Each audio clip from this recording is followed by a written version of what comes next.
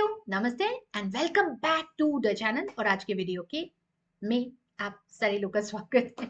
बच्चों, जैसा कि अपन अपनी इस सीरीज में ये बिल्कुल मत छोड़ना नाम से उन टॉपिक्स का एक लास्ट और फाइनल रिकॉल रिकैप कर रहे हैं जो कि तुम्हारे अटेम्प्ट के लिए बिजनेस लॉस के पेपर में सबसे ज्यादा इंपॉर्टेंट है और तुम्हें ये बिल्कुल भी नहीं छोड़ना है। राइट, IRF LLP की हम बात कर चुके हैं। आज के वीडियो में बात करने वाले हैं अपन IPA की। अच्छा, इस IPA के ऊपर जाने ही वाली हूँ। बस एक छोटी सी बात, एक छोटा सा रिमाइंडर, तुम जानते हो हमेशा तुम्हारे फाउंडेशन और इंटर के स्कोर्स पर तुम्हें अनअकैडमी के एंड से कितने वंडरफुल रिवॉर्ड्स मिलते हैं, जैसे कि आईफोन हो या फाउंडेशन पास करने पर इंटर के लिए तुम्हें 100% स्कॉलरशिप्स तक हो या फिर कैश प्राइजेस वर्थ ₹5 लाख तक, है ना। पर ये सब क्लेम करने के लिए तुम्हें ना यहाँ पर ये जो डिटेल्स दिख रही है, जो नीचे तुम्हें भी मिल जाएगी डिस्क्रिप्शन बॉक्स में, इस फॉर्म को भरना रहेगा और उस फॉर्म में अपनी बेसिक डिटेल्स भरने के बाद तुम इसे क्लेम कर पाओगे। राइट, चलो तो अब बता देती हूँ तुम्हें IPA के बारे में। अराउंड 15 मार्क्स का वेटेज है। 3 क्वेश्चन में IPA से सवाल आते हैं। कंपल्सरी क्वेश्चन नंबर 1 में IPA का एक सवाल होता है, तुम जानते हो। 3 यूनिट्स में बटा हुआ है ये चैप्टर, जिसमें ये है पहले यूनिट के इंपॉर्टेंट टॉपिक्स। एवरेज 5 नंबर का वेटेज है। एक सवाल यूनिट 1 से होता ही होता है और यूनिट 1 में ऐसा कुछ भी टेक्निकल पार्ट नहीं आता।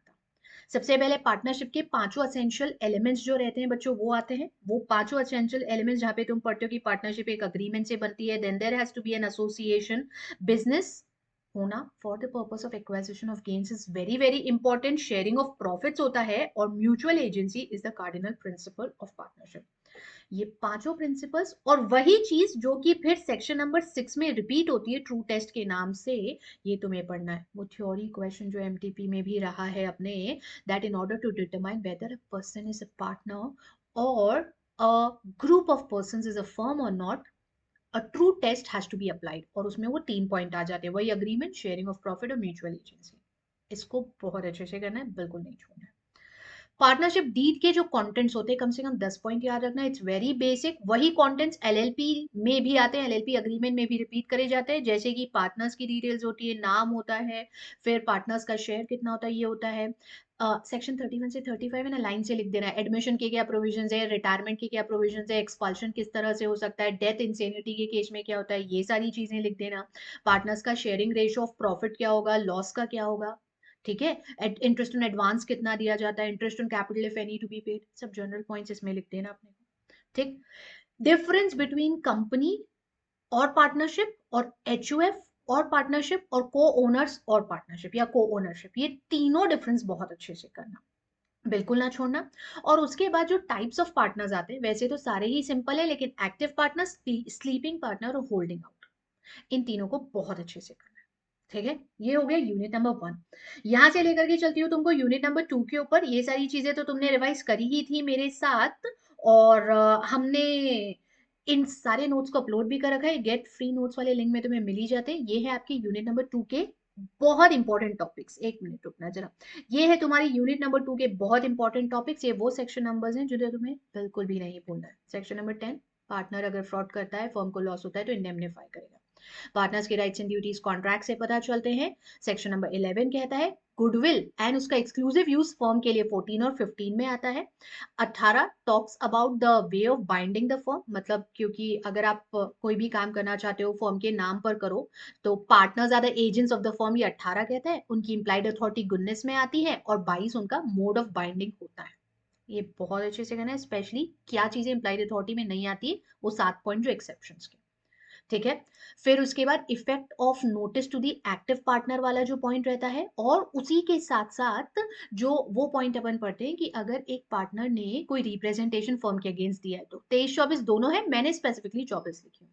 25-26-27 तीनों साथ में ही करना है, ठीक है। Liability towards third parties, 29 transferee के राइट्स, 30 माइनर से रिलेटेड सारे provision which is actually very very important.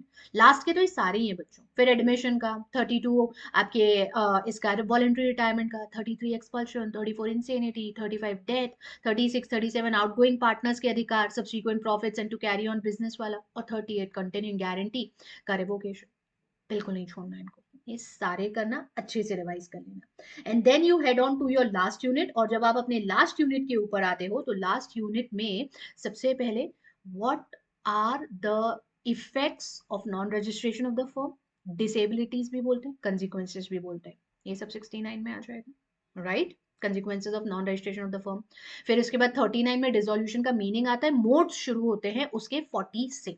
40 में म्यूचुअल अग्रीमेंट, 41 इंपॉर्टेंट है इसलिए यहाँ पर अपन ने उसको मेंशन करा है, 41 और 42 जहाँ पे बिना कोर्ट के इन्वॉल्वमेंट के होता है, ठीक है। सर्टेन इवेंट्स 41 2 पॉइंट है, और कॉन्टेंजेंसीज 4 पॉइंट है 42।